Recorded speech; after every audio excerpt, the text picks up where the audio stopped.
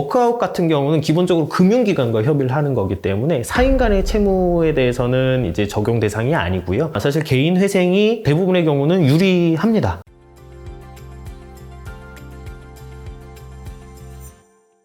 안녕하세요. 개인회생 길잡이 김은찬 변호사입니다. 오늘은 워크아웃에 대해서 알아볼 건데요. 워크아웃도 사실 종류가 다양한데 오늘은 개인 워크아웃에 대해서 좀 설명을 드릴 거예요. 일단 개인 회생이라는 거는 법원에서 변제금이랑 변제기간을 정해주죠. 그럼 그거에 따라서 채무를 잘 변제를 하면은 면책이 되는 거예요. 근데 워크아웃 같은 경우는요, 금융기관하고 협의를 하는 겁니다. 지금 내가 돈 못 갚을 것 같으니까 이거 좀 협의 좀 해줘. 분할해서 납부를 할 테니까 그 기간 동안은 날 좀 건들지 말아줘. 이렇게 협의하는 절차라고 보시면 될 것 같고요. 금융기관이 사실 굉장히 여러 개가 있잖아요. 그럼 그 금융기관마다 협의를 할 수가 없으니까 신용회복위원회라는 곳에서 이제 대표적으로 그 협의 절차를 진행을 하게 됩니다. 워크아웃 같은 경우는 기본적으로 금융기관과 협의를 하는 거기 때문에 4인 간의 채무에 대해서는 이제 적용 대상이 아니고요. 카드 사용 대금이라든가 내가 대출을 받은 그런 금원들에 대해서 개인 워크아웃을 진행하실 수가 있습니다. 개인 워크아웃 하면 상담을 받아보시면은요, 이게 보통 대부분 10년 이내 기간 동안 진행을 하셔야 되는데 8년에서 10년 동안 원금을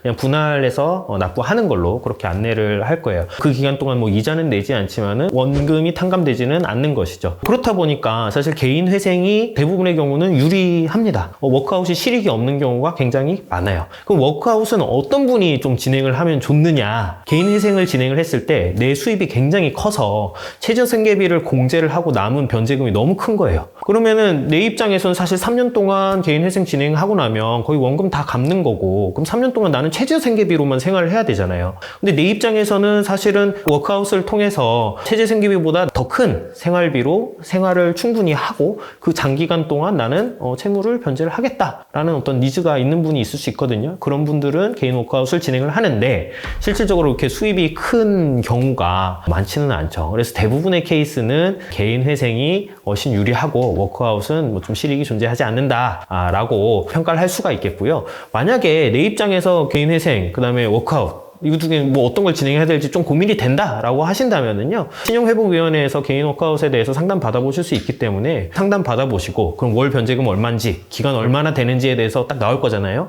그리고 뭐 개인 회생 관련해서는 여러 사무실들이 있죠. 상담 받아보시면은 월 변제금 얼마인지, 변제 기간 얼마인지 이런 게 나오겠죠. 그럼 사실 그거 두 개 비교해보면 어떤 게 더 유리하고 나한테 적합한 절차인지를 아실 수 있을 거예요.